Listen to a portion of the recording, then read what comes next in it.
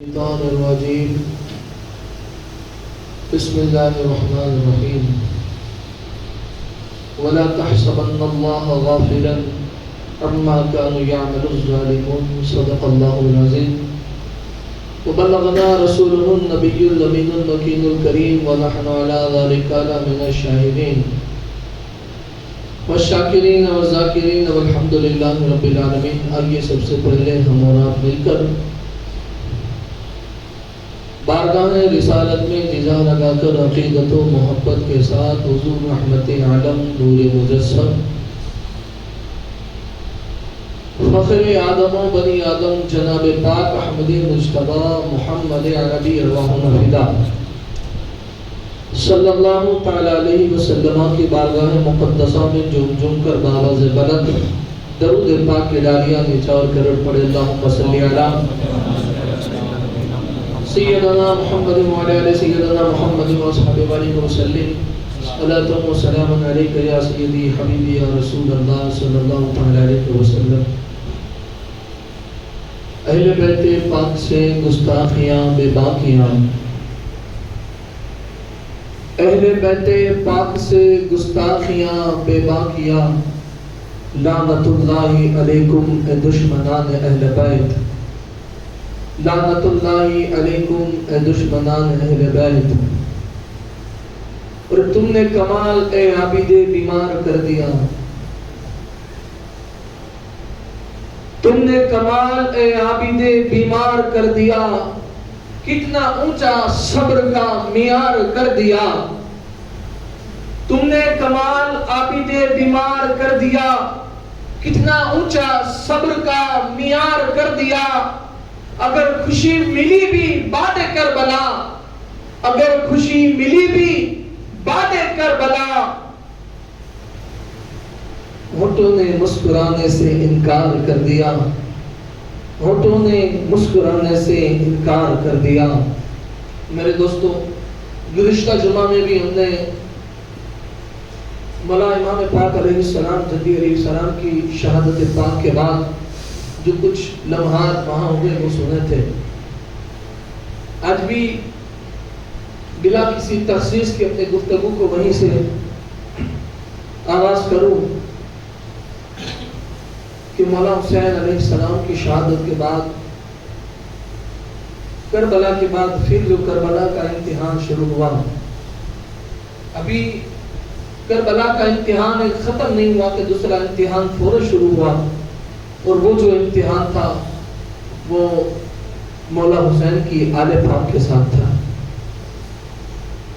اب جو امتحان ہے، اب جو صبر کا معیار دکھانا ہے، وہ رسول اللہ کے شہزادے مولا حسن اور حسین کے آل کو دکھانا ہے۔ اب ان کا امتحان شروع ہوا۔ مولا حسین کی شہادت پاک کے بعد جو واقعات آپ نے گزشتہ جمعہ میں سنے، اس کے بعد شام ڈھلنے لگی، ظالم یزیدیوں نے شکستہ پتھر دلوں نے مولا حسین کی شہادت پر صبر نہیں کیا۔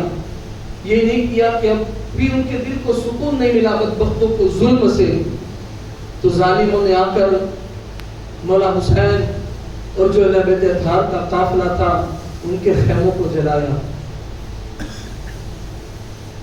جب ظالموں نے آ کر خیمے میں آگ لگائی تو جو سیدزادیاں اسیران غم،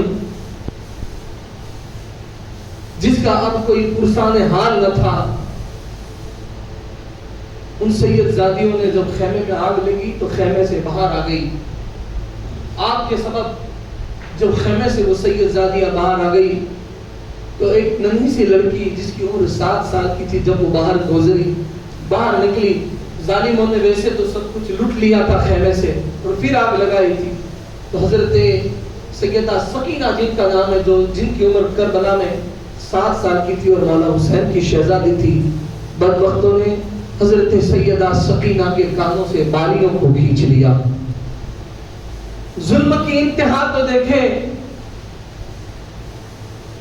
ان بدبختوں نے مولا حسین کی اس 7 سال کی شہزادی کے کانوں سے بالیوں کو کھینچا، اور اس حال میں کھینچا کہ سیدہ سکینہ جن کی عمر 7 سال تھی، ان کے کان ان بالیوں کے کھینچنے کی بنا پر کان کٹ گئے. جب سیدہ سکینہ کے کان کٹ گئے آپ کی آنکھوں سے آنسو بھی جاری ہو گئے اور آپ پکار پکار کر ان ظالموں سے کہنے لگی اے ظالموں کچھ تو خوف کرو, کچھ تو شرم کرو, کیا تمہیں قیامت کے دن ہمارے نانا رسول اللہ کے سامنے نہیں جانا ہے؟ اے ظالموں کچھ تو خدا کا خوف کرو, کیا تمہیں بارگاہ رب قدیر میں اس رب کی بارگاہ میں اپنا منہ نہیں دکھانا ہے؟ کچھ تو خوف کرو, کچھ تو شرم کرو. اللہ اکبر. جب سیدہ سکینہ سلام اللہ علیہا نے 7 سال کی اس مولا حسین کی شہزادی نے جب احتجاج کیا اور ظالموں کے ایسے جملے کہے تو بدبختوں نے معافی مانگنے کے بجائے, ان سے معافی طلب کرنے کی بجائے بدبختوں نے سیدہ سکینہ کو پکڑا اور ان کے اس ننھے چہرے پر مولا حسین کی اس لختے جگر کے چہرے پر ان بدبختوں نے تماچے مارے. مولا حسین کی شہزادی کو تماچے مارے ان بدبختوں نے. یاد رہے یہ ظلم کا اور تاریخ کا وہ بدترین باب ہے کہ جو اہل بیت نبوت علیہ السلام کے ساتھ ظلم و ستم کیا گیا. اللہ اکبر. سیدہ سکینہ سلام اللہ علیہا کو تماچے مارے, پھر سیدہ زینب سلام اللہ علیہا کے سر سے چادر کو چھینا گیا, حضرت رباب کی چادر کو چھین لیا, سیدہ شہر بانو کی چادر کو چھین لیا, غزیہ کے جتنی سیدزادیاں اسیران غم کہ جن کا کوئی پرسان حال نہ تھا ان کے سروں سے چادر کو چھین لیا گیا. اب جو ہے یہ رات ہو چکی تھی اور یہ آج سے غالباً 1378 سال پہلے کی ایک رات تھی جو یوم محرم یعنی 10 محرم کا دن گزر کر عاشوراء کا دن گزر کر جو رات شب لگی تھی جسے جو ہے شام غریبہ کہا جاتا ہے. اسی رات کو اللہ اکبر جب اہل عقیدت اور اہل محبت بس اس رات کا نام بھی سنتے ہیں یا اس رات میں کیے گئے مظالم کو یاد کرتے ہیں تو بے تحاشا ان کے دل رو پڑتے ہیں, ان کی آنکھوں سے اشکوں کے چشمے جاری ہو جاتے ہیں اور ایک آہ نکلتی ہے کہ اللہ یہ کیسا ظلم تھا, یہ کیسا ظلم و ستم کا دور تھا کہ سارے جوانوں کو, ننھے بچوں کو اور گھر کے پرسان حال کو شہید کرنے کے بعد بھی ان ظالم دلوں کے دل کتنے سخی تھے اور کتنے سخت دل تھے کہ بدبختوں نے پھر بھی جو ہے اس پر ظلم کی انتہا نہ کی اور اپنے ظلم و ستم کو شروع رکھا. اللہ اکبر. پھر ان کے سروں سے چادر چھینی اور یزیدیوں نے, ان کوفیوں نے اور یزیدیوں نے بدبختوں نے جو ہے مولا حسین کی شہادت پر جشن منایا اور انہوں نے ایک اونٹ ذبح کیا. ان ظالموں نے اونٹ ذبح کیا اور اونٹ ذبح کر بڑا ہی تکلف سے جشن منایا. اللہ اکبر. زائرین سامعین کرام یہ وہ سیدزادیاں تھیں اور یہ ان کی نواسیاں اور پوتیاں تھیں کہ جن کے گھر میں اگر جبریل بھی آتے تو کبھی بے اجازت کے بغیر نہ آتے تھے. یہ وہ وقار والی سیدہ کی پوتیاں اور ان کے گھر والی تھی کہ جب اہل محشر بپا ہوگا اور حشر کا میدان ہوگا اللہ کے عرش کے نیچے سے منادی صدا دینے والا یہ صدا دے گا کہ اہل محشر اپنی نگاہوں کو جھکا لو اور آنکھوں کو بند کر لو کہ یہاں سے فاطمہ بنت محمد نبی کی لخت جگر کی سواری گزرنے والی ہے. اپنی نگاہوں کو جھکا لو اور آنکھوں کو بند کر لو. اللہ اکبر. یہ شان کی مالک سیدزادیاں اور اس کربلا کے میدان میں ان کے سروں سے جو ہے چادر بھی چھین لی گئی ہے, اس حال میں پرسان حال میں ہے. اور یہ وہ گھر کی مالکین ہے, یہ وہ گھرانہ ہے کہ جس کے گھر اگر کوئی جبریل بھی آتے کہ اللہ کے رسول صلی اللہ علیہ وسلم کی بارگاہ میں تو پہلے دستک دیتے, عرض کرتے آنے کی اجازت چاہتا ہوں. جب دروازہ کھولا جاتا تو پتا چلتا آنے والا کوئی مکہ یا مدینے کا مسافر نہیں بلکہ عرش معلا سے آنے والا, رب کے طرف سے آنے والا تمام فرشتوں کا سردار سید الملائکہ جبریل امی ہوا کرتا تھا. اور کس استاد زمان مولانا حسن بریلوی لکھتے ہیں کہ جن کے گھر بے اجازت جبریل بھی آتے نہیں, ارے ان کے گھر بے اجازت جبریل بھی آتے نہیں. قدر والے جانتے ہیں قدر شان اہل بیت, قدر والے جانتے ہیں قدر شان اہل بیت. اور ان بدبختوں نے ظلم کی تو انتہا یہ کر لی تھی کہ جو لاش مبارک مولا حسین کے حضرت اکبر, حضرت علی اصغر, قاسم ابا یعنی جو دیگر اہل بیت ہاتھ علیہ السلام کے لاش مبارک پڑے تھے, ظالموں نے ان لاشوں کو بھی لے لیا اور میدان میں ان کے لاشوں پر گھوڑے دوڑائے, ان کے جسموں کو روند ڈالا. اللہ اکبر. اب اسی کربلا کے میدان میں حسین بے غور و کفن پڑا ہے کہ ان شہداؤں کی لاشیں بے غور و کفن پڑی ہے کہ جس پر کفن بھی نہیں ہے. لیکن یاد رہے کوئی یہ نہ کہے کہ حسین بے کفن رہا. جان لے کہ ایک مرتبہ اللہ کے رسول صلی اللہ علیہ وسلم کی بارگاہ میں عید کا دن تھا, اور روایت یہ بھی ہے کہ مولا حسین علیہ السلام نے بارگاہ نبوت میں ضد کی, یا رسول اللہ کل عید ہے, نانا جان ہمارے پاس کپڑے نہیں ہیں. کہا بیٹا ٹھیک ہے. کہا آقا کل عید ہے, غلاموں کے بچے نئے نئے کپڑے پہنیں گے, غلاموں کے بچے نئے نئے کپڑے پہنیں گے, اور ہمارے پاس کچھ نہیں ہے. بس اتنا سننا تھا. آقا علیہ السلام کے دل سے ایک آن نکلی, یعنی ایک دعا نکلی. اتنے میں کسی نے آ کر دروازے پر دستک دے دی. جب دروازے پر دستک دی, آقا علیہ السلام نے حضور نے فرمایا, اے آنے والے دستک دینے والے بتاؤ کون ہو, کیوں دستک دے رہے ہو؟ کہا یا رسول اللہ دروازہ کھولے. دستک دے. کہا یا رسول اللہ دروازہ کھولے. حسین کا درزی آیا ہے. یہ خصوصی مولا حسین کی ہے, یہ ان کی خصوصیت ہے. یہ واقعات میں کہ دروازے پر کھٹکھٹانے والے نے کہا یا رسول اللہ دروازہ کھولے. حسین کا درزی آیا ہے. آقا علیہ السلام نے جب دروازہ کھولا تو وہ درزی نہ مکہ کا تھا نہ مدینہ کا, بلکہ وہ درزی رب کی طرف سے بھیجا ہوا, جنت سے جوڑے لے کر آیا ہوا سید الملائکہ جبریل امی تھا. جبریل نے آ کر بارگاہ رسالت میں عرض کی, یا رسول اللہ یہ رب تبارک و تعالیٰ نے, اللہ رب العزت نے آپ کے بیٹے حسین کے لیے جنت سے جوڑے بھیجے ہیں, جنت سے جوڑا بھیجا ہے. کوئی یہ نہ سمجھے کہ حسین کربلا میں بے غور و کفن پڑا ہے. یہاں رب نے جنت سے جوڑے دے کر بند انسانوں کو, اپنے بندوں کو بتا دیا, اے بندو میرے حبیب کے نواسے, اگر جوڑے تو کیا, اگر بس یہ زبان سے طلب کرتے ہیں تو ان کے بچپن کا عالم یہ ہے کہ رب جنت سے ان کے لیے کپڑوں کے جوڑے بھیج دیتا ہے. لیکن یہاں پر حسین بے غور و کفن آج اس لیے پڑا ہے کیونکہ حسین کا امتحان ہے, حسین امتحان میں مبتلا ہے, اور حسین بے کفن اس لیے ہے کہ اسلام کو کفن میں لپٹے جانے سے حسین نے بچایا ہے. ورنہ لوگوں نے تو حاکم شام سے لے کر یزید تک, اس کے بعد سے لے کر اس کے بیٹے تک, لوگوں نے تو جو ہے اسلام کو پورا طرح سے کفن میں ڈال کر دفن کرنے کی تیاریاں کر لی تھی, اسلام کو پامال کرنے کی پوری تیاریاں کر رکھی تھی, اسلام کو کفن پہنانے کی تیاریاں تھی. لیکن کربلا میں اس رسول اللہ کے نواسے نے آ کر, اس حسین ابن علی نے آ کر, علی کے لال اور سیدہ کے لخت جگر نے آ کر اس کربلا کے میدان میں اپنے آپ کو بے کفن کر دیا, لیکن اسلام کو کفن میں ہو جانے سے بچا لیا, اور اسلام کو تابندہ زندگی عطا کر دی, اور ایسا امتحان دیا کہ تاریخ کے باب میں آج لوگ یہ بھی کہتے ہیں کیوں لوگ کربلا پر اتنا روتے ہیں, کیوں کربلا کی اتنی تاریخ بیان کرتے ہیں. میں کہتا ہوں نادان جس کی تاریخ کو مصطفیٰ بیان کرے. ارے آج تک کی تاریخ کے اندر یہ تو بتا کہ اللہ کے رسول صلی اللہ علیہ وسلم نے, لوگ کہتے ہیں کیوں اتنا روتے ہیں لوگ کربلا کی داستان کو سن کر, کیا اتنا کربلا کی داستان میں رکھا ہے؟ تو سنو, رسول اللہ علیہ السلام کی ظاہری زندگی اگر لے لو کہ حضور بظاہر جتنا وقت دنیا میں رہے, جس میں اطہر کے ساتھ دنیا کو بظاہر دکھائے دیے, وہ 63 سال کی زندگی ہے رسول اللہ کی. اور کسی بھی صحابہ یا کسی آج کی کتب کے اندر, بخاری ہو, مشکات ہو, ترمذی ہو, ابن ماجہ ہو, کوئی بھی کتاب لے لو, کوئی ایک روایت اس میں دکھا دو کہ جس میں رسول اللہ علیہ السلام کی زلفیں بکھری ہوئی ہو.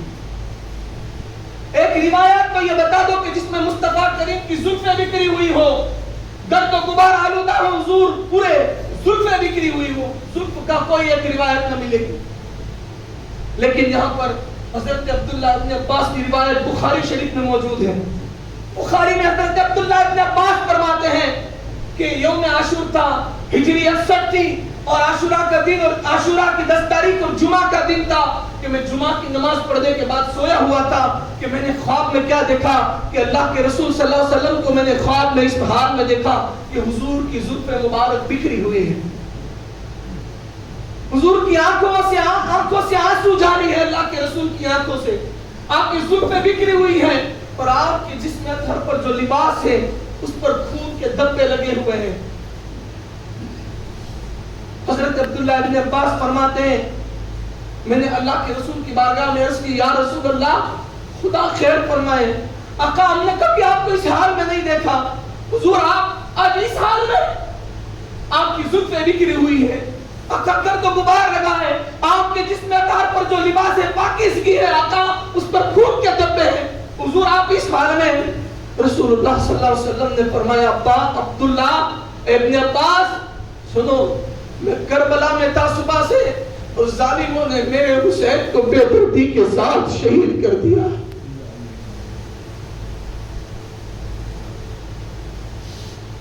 میرے حسین کے سر کو نیزے پر اچھالا ہے.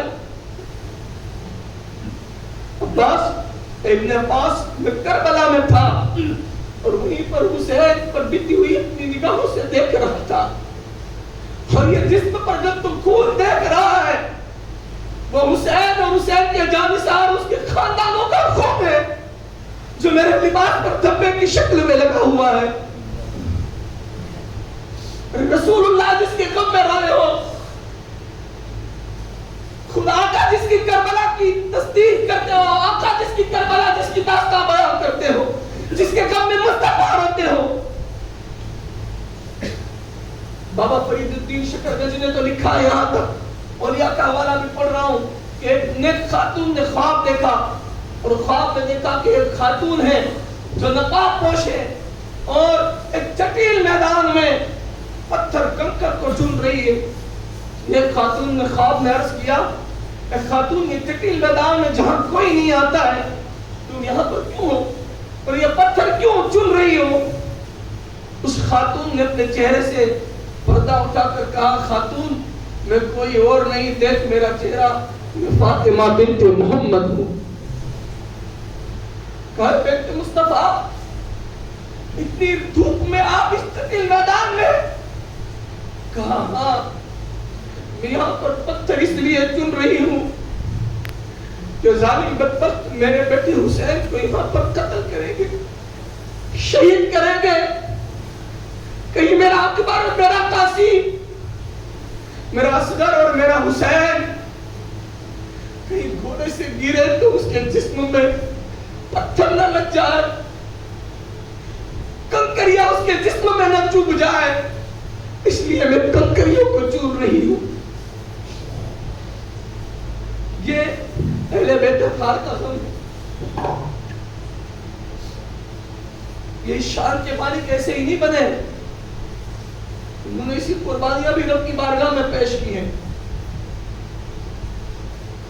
مطلب یہ بھی نہیں کہ وہ مظلوم وہ کچھ نہیں کر سکتے تھے، وہ سب کچھ کر سکتے تھے، لیکن ان کا امتحان تھا رب کی بارگاہ میں اور ان مسجدوں کی حی علی الصلاۃ کی صداؤں کو باقی رکھنا تھا انہیں، جو آج قوم جن کے احسان کو بھول چکی ہے، آج جن کے کردار کو ہم بھول چکے ہیں، جن کی شہادت کو بھول چکے ہیں، جن کے میعاد کو ہم بھول چکے ہیں. قوم نے آج یہ صلہ دیا ہے، امت نے یہ صلہ دیا ہے آج. ورنہ یہ وہی لوگ تھے کہ جب حضرت علی اصغر کی کربلا کے میدان میں تھے نا تو اصغر کو ہے نا کبھی رباب کی گود میں دیتے، کبھی حضرت شہربانو کی گود میں دیتے، کبھی جھولے میں کھلاتے، کبھی زینب کی گود میں دیتے. اصغر کو نیچے نہیں رکھتے تھے اور کبھی نیچے نہیں رکھا تھا کربلا کے میدان میں، ہمیشہ گود میں یا جھولے میں رکھا تھا. کیوں؟ اس لیے یہ اندیشہ تھا کہ اگر اصغر کو کربلا کے اس جٹیل میدان میں نیچے رکھ دیتے، کہیں اصغر کی ایڑی اس میدان کی زمین پر لگ جاتی اور رب دوسرا زمزم جاری فرما دیتا. اس لیے نہیں رکھا تھا کیونکہ وہاں امتحان دینا تھا. جیسے حضرت ابراہیم علیہ السلام کے شہزادے حضرت اسماعیل علیہ السلام کے ٹھوکر کی بدولت زمزم جاری ہوا تھا. یہ تو محمد عربی کے نام سے تھے، یہ شان رکھنے والے تھے، لیکن انہوں نے ہمارے لیے اس دین کو پہنچانے کے لیے یہ دین مسلمانوں ایسے ہی تم تک نہیں پہنچا ہے. یہ ٹوپیاں جھپے مسجد حی علی الصلاۃ کی صدا ایسے ہی نہیں باقی ہے، یہ محمد کی آل کی قربانیاں ہیں کہ تم تک پہنچی ہے. کربلا اور کربلا سے آج تک بھی تاریخ اٹھاؤ اور پڑھو، کبھی اسلام میں جھانک کر کتابوں میں دیکھو تو صحیح کہ نبی کی آل نے سید زادوں نے تمہارے لیے دین کے لیے کتنی قربانیاں دی ہیں. لیکن آج صد افسوس ہم ان قربانیوں کو نہ یاد کرتے ہیں، نہ جس کام کے لیے وہ قربانیاں دی گئی اس کام کو یاد کرتے ہیں. نہ ہم نے آج آل کے دامن کو پکڑا ہے، نہ قرآن کے دامن کو پکڑا ہے. اگر قرآن کے دامن کو تھاما ہوتا تو ہماری مسجدیں آباد ہوتی، ہمارے مدرسے آباد ہوتے، رسول اللہ کی سنتیں ہمارے جسم میں، ہماری زندگی میں آباد ہوتی۔ آج ہم نے قرآن کو تھاما نہیں، قرآن کی بے حرمتی کی ہے کہ مسجدیں ہماری خالی ہیں۔ ہمیں شرم تک نہیں کہ جمعہ ہو یا حی علی الصلاۃ کی صدا گزری ہو، یہاں سے قریب سے اتنے بے شرم ہو کر گزر جاتے ہیں اور اس حال میں چلے جاتے ہیں کہ جیسے اذان کی صدا کو سن کر شیطان بھاگتا ہے۔ اس طرح آج ہم نے مسجدوں کو خالی کر دیا، قرآن کو چھوڑا، دامن چھوڑا، اس لیے مسجدیں خالی ہیں، آل کو چھوڑا اس لیے ہم ذلیل ہو رہے ہیں۔ دونوں چیزیں ہیں، صرف زبان سے کہہ لینے سے کوئی دیوانہ، کوئی غلام نہیں ہو جاتا، ہمیں ان کی کردار کو اپنانا پڑتا اپنی زندگی میں، اور کم از کم ہم کچھ نہیں کر سکتے ان کے لیے تو کم سے کم ہمیں اپنی زبان کو ان کے سامنے یا ان کے بارے میں کچھ کہنے سے روکنا چاہیے۔ میں اپنے لیے نہیں کہہ رہا ہوں، یہ اس لیے کہ کل بروز محشر تجھے مصطفیٰ کی بارگاہ میں سامنے جانا ہے، ان کے نانا کی بارگاہ میں منہ دکھانا ہے، ورنہ یہ تو وہ لوگ ہیں جس کے بعد متعلق اللہ کے رسول صلی اللہ علیہ وسلم نے فرما دیا کہ میری آل کے لیے میں کافی ہوں۔ اور ان کی امی جان، ان کی نانی جان سیدہ فاطمہ الزہرا کو اللہ کے رسول نے فرمایا کہ فاطمہ تیرے لیے کیا یہ کافی نہیں کہ تم پر اور تیری آنے والی تمام نسل پر اللہ نے جہنم کی آگ کو حرام کر دیا۔ بس اب تو ہمیں اپنے پر حرام کرنا ہے، تو ان کی تعظیم و توقیر، ان کو کوئی ضرورت نہیں، ورنہ یہ تو بخشے ہوئے لوگ ہیں، کیونکہ اللہ کے رسول، اللہ نے انہیں وہ مقام عطا فرما کر بھیجا ہے۔ اب ذرا سا طنز دیکھ کر پیچھے سے بھی بات کرتے ہیں۔ ارے ایک وقت دور ایسا بھی آئے گا کہ لوگوں کو آل رسول کی اقتداء میں نماز پڑھنے کے لیے لوگ ترسیں گے، لیکن ان کی اقتداء نصیب نہ ہوگی۔ آج ہمارا دور کیا ہے؟ خیر، یہ اسیران غم اور پرسان حال تھا، انشاءاللہ اللہ نے زندگی بخشی تو پھر آتے جمعہ میں انشاءاللہ اسی بات پر گفتگو ہوگی۔ اللہ رب العزت ہمیں نبی اور آل نبی سے اندر ظاہری باطنی دل سے زبان سے سچی پکی وفاداری اور محبت عطا فرمائے، اور ہمیں اللہ رب العزت بالخصوص 5 وقتہ نماز کا، قرآن کو پڑھنے کا، اور جو اللہ رب العزت کا خوف اور اس کے فرمان ہے اس کے مطابق ہمیں عمل کی توفیق نصیب فرمائے۔ خدا اپنا خوف اور اپنے حبیب کی سچی محبتیں ہمارے دلوں میں عطا فرمائے۔ آخر میں ہمارے